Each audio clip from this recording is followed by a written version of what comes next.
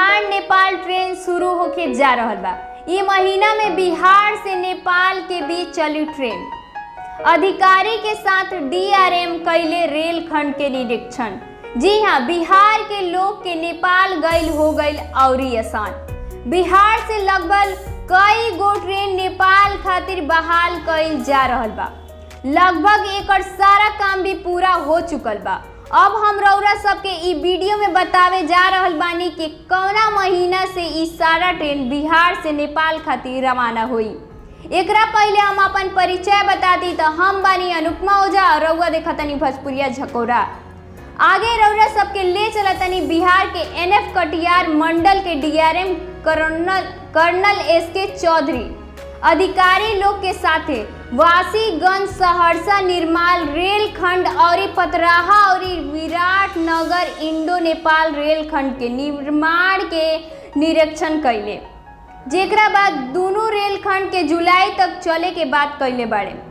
जौन बनी से कोलकाता चले वाला ट्रेन चित्रपुर से एक्सप्रेस आने दिल्ली के रेल खंड में चादर, कंबल और अन्य सामान देवे के आदेश दिहल गइल बा। और इहो बतौले कि सीमांचल ट्रेन में लगभग 22 गो बोगी चलता, जौन की खुशी के बात बा।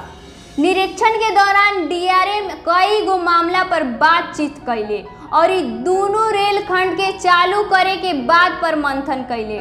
डीआरएम सबसे पहले पतराहा से विराटनगर से इंडो नेपाल निर्माण के जायजा लिहले।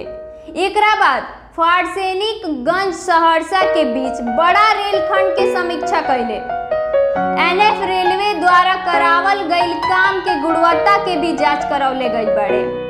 बाद में फारसेनिकगंज के कार्यालय में डीआरएम मीडिया से बातचीत के दौरान ये भी कहले कि आगामी जुलाई तक फारसेनिकगंज के सहरसा रेल लाइन के सहित इंडो नेपाल प्रोजेक्ट पतराहा से विराटनगर तक ट्रेन चले के संभावना बा। डीआरएम कहले कि नेपाल में कुछ भूमि अधिग्रहण के मामला फसल बा, लेकिन पतराहा से नेपाल कष्टयान तक रेल खंड पूरा तरह से बन के तैयार हो गईल बा। आगे ये भी कहले कि एकर कई बार जांच भी कईल जा चुकल बा। आगे डीआरएम ये भी कहले कि रेल खंड के काम में काफी तेजी आईल बा। एगो सवाल के जवाब में डीआरएम इहो कहले कि मीरगंज पुल के सेफ्टी अप्रूवल नइखे मिल पावल। सेफ्टी अप्रूवल सिविल एविएशन के मामला बा और जब तक सेफ्टी में संशय रही तब ही मिलल मुश्किल बा। काहे कि पुल के आयु 50 साल से लेके 100 साल तक ही आकल जाला।